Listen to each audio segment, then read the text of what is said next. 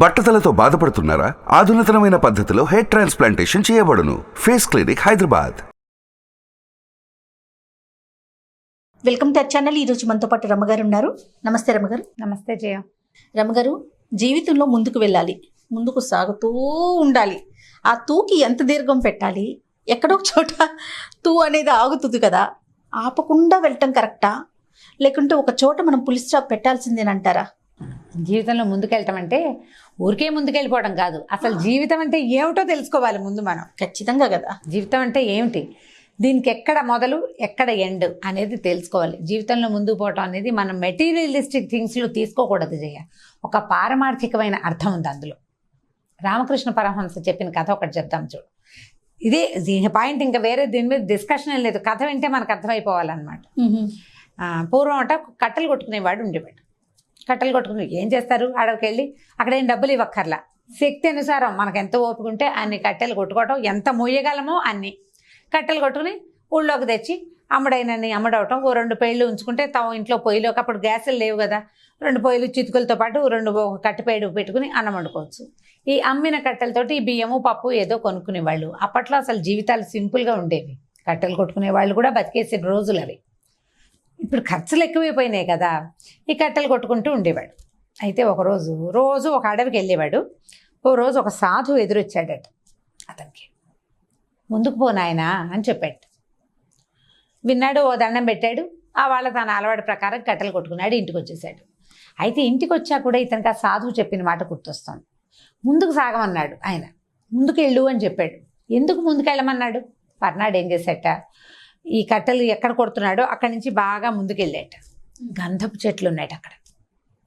హాహాహా, సాధువు ఎంత గొప్పగా చెప్పాడు అని చెప్పేసి గంధపు చెక్కలు దొరికినన్ని గంధపు కట్టెలు కొట్టుకొచ్చి చక్కగా మంచి రేటుకి అమ్ముకున్నాడు. బాగా డబ్బులు వచ్చి ఆ సాధువు ముందుకెళ్ళమన్న మాట అతన్ని వెంటాడుతూ ఉండేది.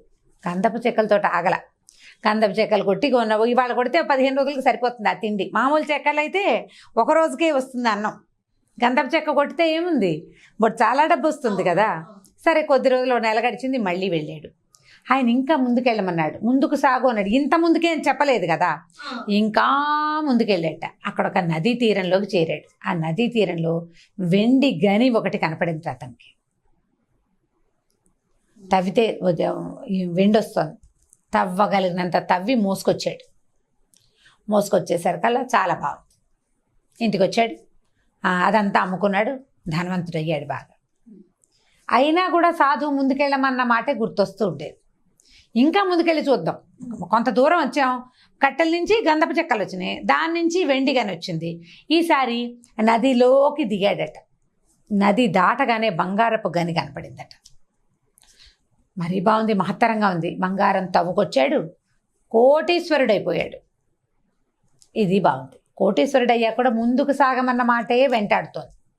ఈసారి గంధపు చెక్కలు దాటాడు, వెండి గని దాటాడు, బంగారపు గని దాటి కూడా ఇంకా ముందుకెళ్తే ఒక చోట ఒక గుహలాగా ఉండి వజ్రాలు, వైఢూర్యాలు, మరకత మాణిక్యాలు ఎన్ని దొరికినాయోట. మొయ్యగలిగినన్ని మోసుకుని తెచ్చుకున్నాడు. మామూలు 1 కోటికి పడేసరి కాకుండా కోట్లకి పడగెత్తాడు. బాగా ఇంకా పైకి వెళ్ళిపోయాడు. ఇక అసలు ఇల్లు వాకిళ్ళు ఊరంతా సొంతమైపోయింది.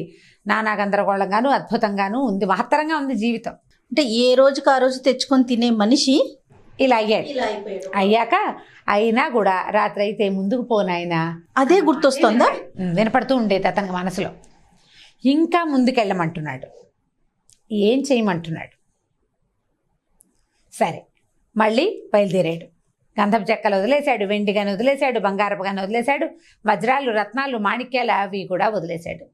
వదిలేశాక బాగా ముందుకెళ్తే ఒక పురాతన శివాలయం కనపడింది. ఇంకేమీ లేదు. శివాలయంలోకి వెళ్ళి లోపలికి వచ్చినాడు. ఇక అట్లా తపసమాధిలో మునిగిపోయాడు. చివరికి చేరవలసింది ఏమిటి, భగవంతుని దగ్గరికి. అక్కడికి వెళ్ళిపోవాలి.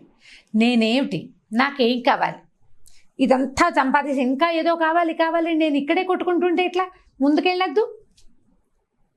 ఇప్పుడు 100 మార్కులు రావాలి, 100కి 100 తెచ్చావు. ఆ పైన దానిపైన నువ్వు ఎంత సంపాదించినా అవే డబ్బులు, అవే నగలు, అవే ఫ్యాషన్లు, అంతే. దీనికి మితి లేదు. దీని తర్వాత ఏమిటి స్టెప్? నిన్ను నువ్వు తెలుసుకోవటం. ఈ నిన్ను నువ్వు తెలుసుకోవటం ఎప్పుడు కుదురుతుంది? అసలు నువ్వు ఎక్కడి నుంచి వచ్చావు, రేపొద్దున నువ్వు ఎక్కడికి పోతావు? మొదలు చివర అనేది ఇవాళ నువ్వు పుట్టినప్పుడు ఎలా వస్తాం? విగత వస్త్రాలు ఒంటి మీద నూలు పోగు లేకుండా పుడతాం. పోయేటప్పుడు అంతే. నువ్వు నీకు ఆనాడు వస్త్రం ఎలా అక్కర్లేదో పోయేటప్పుడు కూడా నీకు ఏ వస్త్రమూ అక్కర్లేదు, ఏది అక్కర్లే. భారతీయ తత్వచింతన ఉంది ఈ కథలో. ముందుకు వెళ్ళటము అంటే ముందుకెళ్ళు, నీతో పాటు 10 మందిని తీసుకెళ్ళు. ఈ 10 మంది ఒక సక్సెస్ వరకు నీతో వస్తారు. తర్వాత నిన్ను నువ్వు వెతికే ప్రయత్నం చెయ్యి. నేను ఎక్కడి నుంచి వచ్చాను, రేపు నేను ఎక్కడ ఇంత సంపాదించావు, కోటీశ్వరుడు అయిపోయావు. ఈ కోట్లలో 1 కోటి నువ్వు పట్టుకెళ్తావా? 1 పోనీ వద్దు, ఓ రత్నం పట్టుకెళ్ళు, 1 రూపాయి పట్టుకెళ్ళు. రూపాయి బిళ్ళ కూడా నీతోటి రాదు. నువ్వు దానికోసం ఎన్ని చేస్తావో, కొన్ని మంచి పనులు చేసే పెద్ద మనుషులు ఉంటారు, ఎన్ని వెధవ పనులు చేస్తావో, హత్యలకి ప్రతి దానికి మనం కులం పిచ్చితోటి కానీ, మతం పిచ్చితోటి కానీ, డబ్బు పిచ్చితోటి కానీ నువ్వు ఎంత తాపత్రయపడినా వీటిలలో ఏ ఒక్క విషయము నీతోటి రాదు. నువ్వు వెళ్ళే చోట అది ఉండదు, నువ్వు వచ్చిన చోట అది లేదు. నువ్వు వీటిలో ఏ ఒక్క దాంతోటి నువ్వు పుట్టలా. తల్లి పేగుతో పుడతావు. ఆ పేగు నువ్వు బయటకు వచ్చిన మరుక్షణం తప్పించుకుంటుంది నీ దగ్గర నుంచి. నువ్వు అక్కర్లేదు దానికి, నీకు అది అక్కర్లేదు. నువ్వు ప్రాపంచిక సుఖాల కోసం పాకులాడతావు, అదే కావాలనుకుంటావు.